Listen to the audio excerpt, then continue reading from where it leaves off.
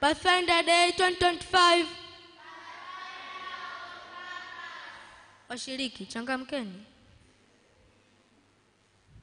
Pathfinder Day 2025. Hubiri letu la leo linazungumzia mtafuta njia mwenye kusudi. Daudi alikuwa ni mtoto wa Yese aliyekuwa na kusudi la milele. Tuombe. Mtakatifu, mtakatifu Mungu wa juu mbinguni, tubariki katika somo letu la mchana leo. Mungu ukabariki washiriki wakaelewe, Mungu akajifunze katika jina la Yesu Kristo, amina.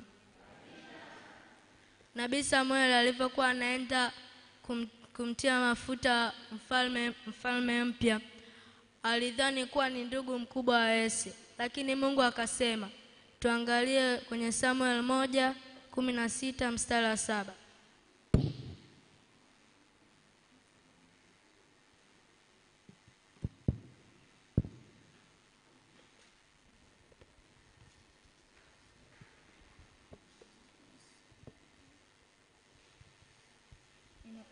Inasema, lakini Bwana akamwambia Samueli, usimtazame uso wake wala urefu wa kimo chake, kwa maana mimi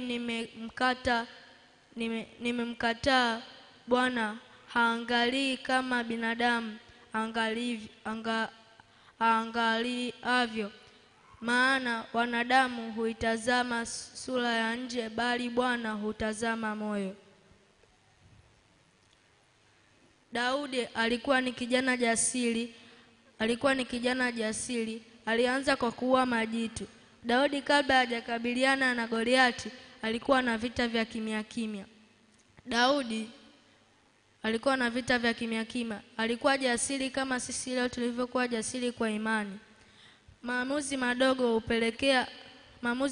hupelekea changamoto ngumu, kama vile kutii wazazi na kuwa wanyofu. Daudi hakumshinda Goliati kwa kutumia silaha, bali kwa jina la Mwenyezi Mungu.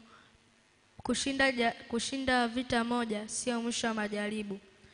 Daudi aliishi kwa hofu, akizani kuwa Sauli atamuua. Alipopata nafasi ya kumuua akasema. Tusome Samuel 1:24 mstari wa 10.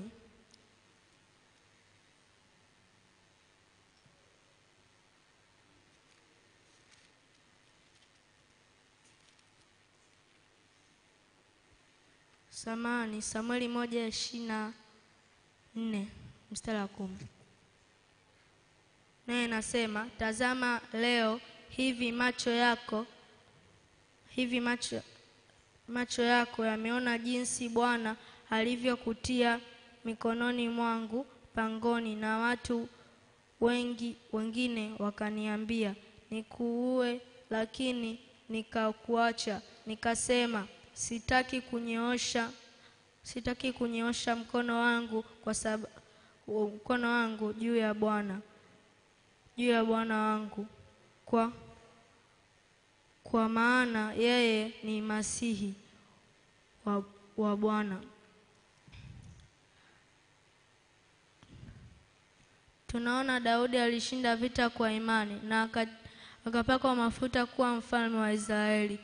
Hata hivi leo unavyokuwa katika ukiwa na klabu yako na ukufanya mambo mema na hakuna mtu anayekuona, basi Mungu atakutimizia kusudi lako. Mfano, matunda. Kila tunda lina kazi lake mwilini. Kama hivi leo kila mtu alivyokuwa na kusudi lake, na hata alivyokuwa na kusudi lake, kama Daudi alivyokuwa na kusudi la milele. Pia kamba ni kitu chembamba ambacho kinaunganisha vitu. Kamba ipo kama maombi hutuunganisha sisi na Mungu.